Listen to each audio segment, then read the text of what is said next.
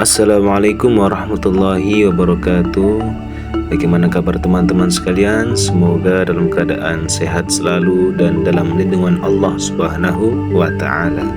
Dalam video kali ini saya akan membahas tentang jejak langkah Islam Nusantara dari Gujarat sampai ke bumi pertiwi ini. Ada yang penasaran dengan ceritanya? Maka simak video ini sampai selesai. Oke, next time. Pada abad ke-7 hingga ke-13 Masehi, Nusantara, ini dulu masih Nusantara, belum Indonesia ya. Nusantara ini sudah menjadi jalur perdagangan yang penting bagi dunia ya.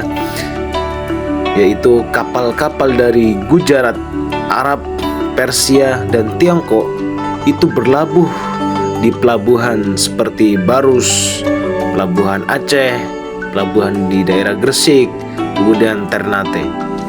Namun, mereka tidak hanya membawa rempah-rempah dan kain sutra. Mereka juga membawa Islam yang sederhana, Islam yang tidak memaksa, Islam yang dikenalkan melalui perilaku jujur, sopan santun dan ramah untuk kepada para pedagang yang datang.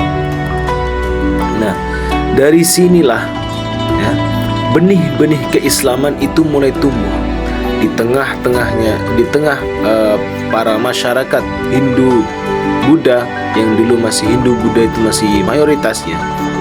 Nah, dari perdaganganlah muncul benih-benih keislaman.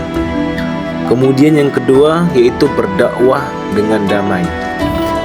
Pada saat itu sosok Wali Songo itu berperan penting dalam berdakwah atau mendakwahkan Islam ini di Nusantara. Karena penyebaran Islam tidak berhenti di pelabuhan, melainkan para Wali Songo, para ulama-ulama datang dan mulai menetap. Mereka mulai membangun masjid, membangun pesantren, dan mereka mulai berdialog dengan masyarakat sekitar. Disinilah muncul juga tokoh-tokoh besar ya. Ulama-ulama dulu juga mengajar, ada muridnya, dan muridnya mulai terkenal menjadi tokoh-tokoh besar. Salah satunya juga yaitu Wali Songo ya. Seperti yang kita kenal, yaitu ada Sunan Kalijaga yang beliau berdakwah melalui wayang kulit. Adapun Sunan Bonang, beliau memakai musik gamelan untuk berdakwah. Dan adapun Sunan Giri, beliau membangun pendidikan dan mencetak ulama-ulama muda dari generasi ke generasi.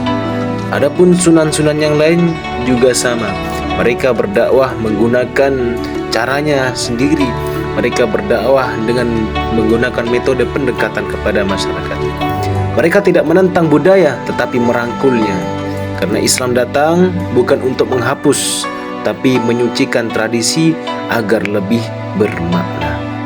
Oke, sekarang kita beralih ke kerajaan-kerajaan Islam di Nusantara. Seiring berjalannya waktu, kerajaan-kerajaan Islam pun lahir dan menjadi pusat kekuasaan Islam pada masa itu.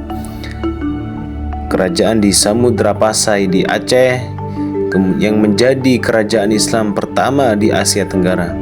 Kesultanan Demak berdiri di Jawa dan menyebarkan Islam ke pelosok pulau.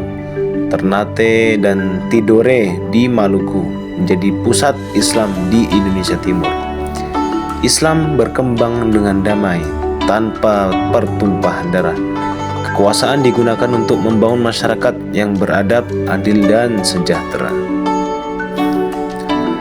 Dalam Islam di Nusantara ini bukan hanya mengajarkan tentang ajaran Islam, tapi juga mengajarkan tentang gaya hidup. Lihatlah sarung, batik, tahlilan, yasinan, maulid Nabi hingga pesantren, semua itu adalah bentuk nyata Islam yang membaur dalam budaya lokal. Inilah yang disebut Islam Nusantara. Bukan aliran baru, bukan pula penyimpangan, tapi wajah Islam yang ramah, toleran, dan menjunjung tinggi kearifan lokal.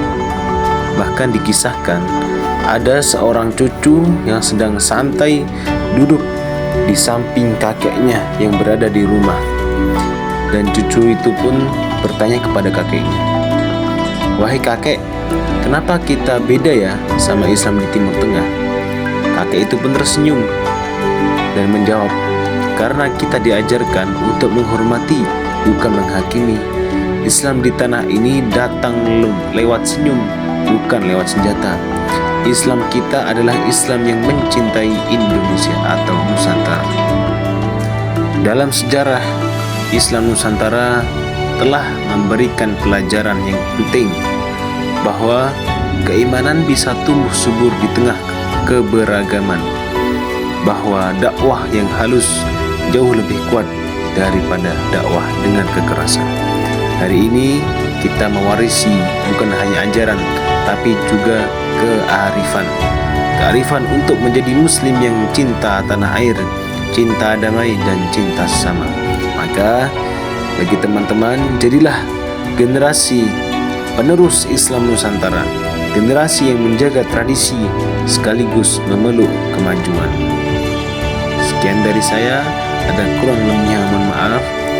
Wassalamualaikum warahmatullahi wabarakatuh.